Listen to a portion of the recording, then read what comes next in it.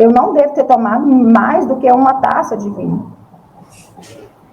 Eu só lembro de eu ter acordado dentro de um box, de um banheiro, com um chuveiro, água derramando na minha cabeça. E eu toda suja de sangue.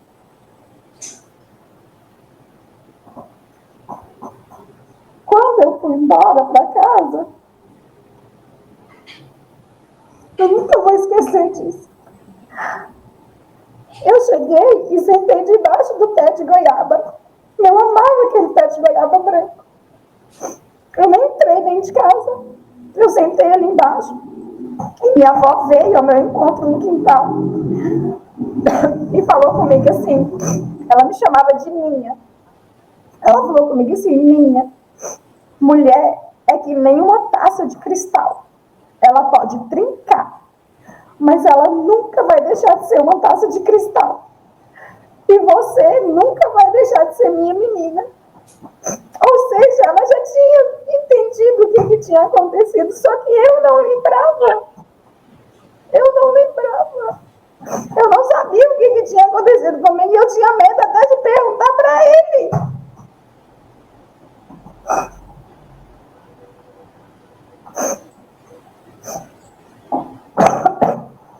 Perdão. Fique à vontade. Em algum momento a sua avó explicou por que ela fez isso? Israel, minha avó é uma pessoa que eu tenho muito respeito. Tanto que hoje, eu falo que hoje é dia 18, aniversário dela, amanhã é o meu, né? Então não tem nem como. Ela foi a pessoa que ela teve seus defeitos, sabe? Mas ela é uma pessoa que me ensinou a ser quem eu sou hoje, sabe? Uhum. E minha avó, há anos atrás, quando minha avó era nova, minha avó tinha casa de encontro aqui na cidade, sabe? Essa questão de cabaré, aqui chamava de cabaré, sabe? Depois que minha avó converteu, então, assim, já era dela, sabe? Então, ela acabou usando a própria neta para conseguir algum benefício próprio, sabe? Coisas bestas, né? Insignificantes em vista, mas foi uma moeda de troca. Não tem... Isso aí eu não posso passar a mão na cabeça da minha avó, sabe?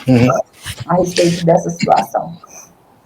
E aí, quando eu estava com... Aí começou a história da fazenda. Volta e meia, de 15 em 15 dias, ou uma vez no mês, eu tinha que ir para a fazenda, lá em Felizlândia, que é lá perto de Curveiro. Então, eu ia para lá tinha um pastor, né, que morava lá, o De Ângeles, o Dedê me pegava lá em Curveiro e me levava para Felizlândia. Então,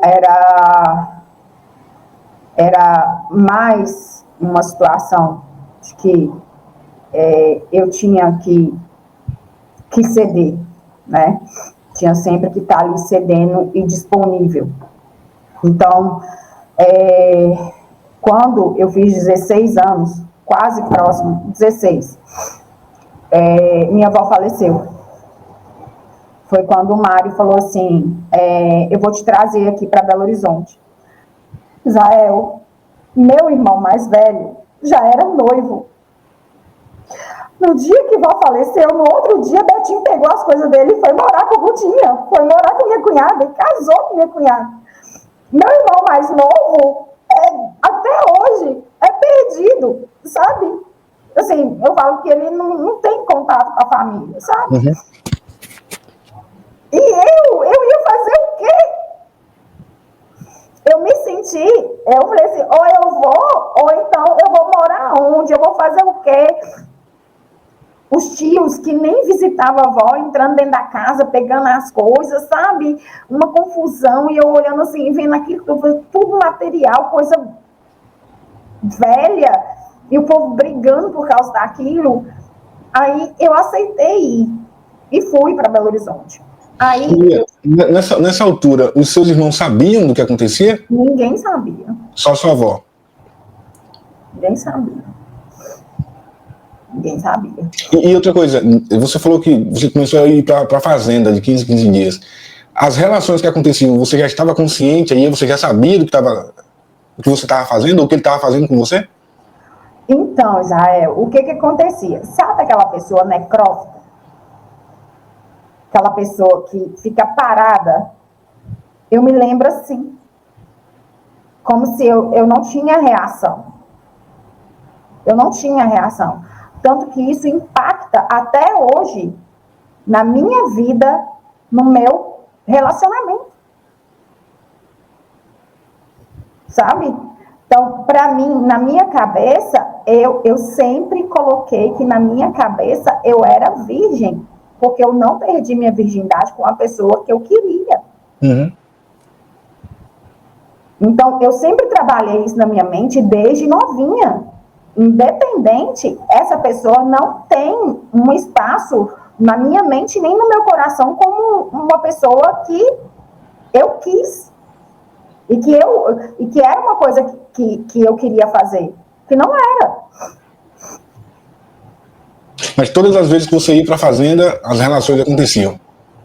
A maioria das vezes. Tinha vezes que ele estava atacado lá e igual naquela época mesmo do Carlos William mesmo, eu ia só mesmo para ser ouvinte. Porque o foco dele todo era no Carlos William. Ele não tinha outro foco, sabe? Uhum. Então eu era mais uma ouvinte daqueles planos, daquele ódio, né, mortal que ele sentia. Então, quando eu fui morar em Belo Horizonte, eu fui morar num apartamento lá no Jardim América, e passados-se alguns meses, ele falou comigo assim: esse apartamento é muito feio, é muito pequeno, vou arrumar um outro apartamento para você. E aí ele realmente arrumou um outro apartamento, né, mobiliou, tanto que esse apartamento estava no nome do Gustavo, né, o aluguel estava no nome do Gustavo, o sobrinho dele. Eu tenho esses recibos. E aí eu fui morar nesse apartamento. Quando foi, eu tirei, com 18 anos, eu tirei minha carteira, né, lá em Belo Horizonte, de primeira. Ele falou comigo assim: se você tirar sua carteira de primeira, eu te dou um carro que você quiser.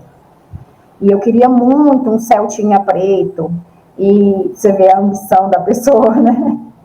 Eu queria muito um Celtinha preto, e quando eu tirei a carteira, ele me deu esse Celta preto, certo?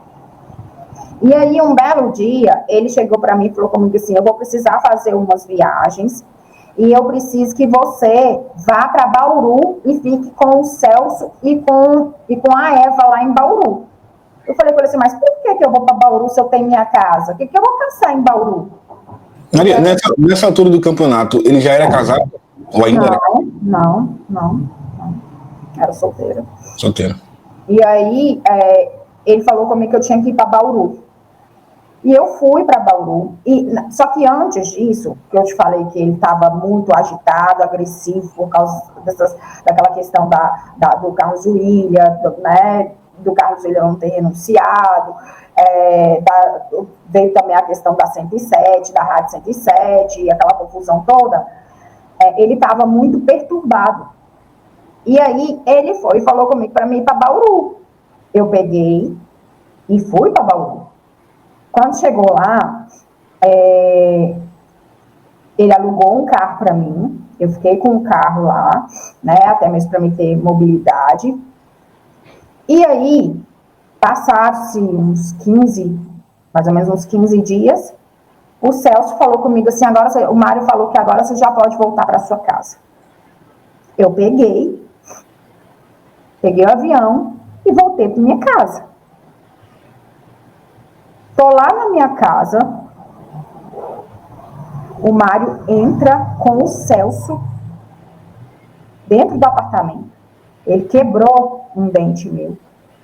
Ele me bateu tanto, meu cabelo batia aqui, era grande. Mas ele me pegava pelo cabelo, ele me batia tanto.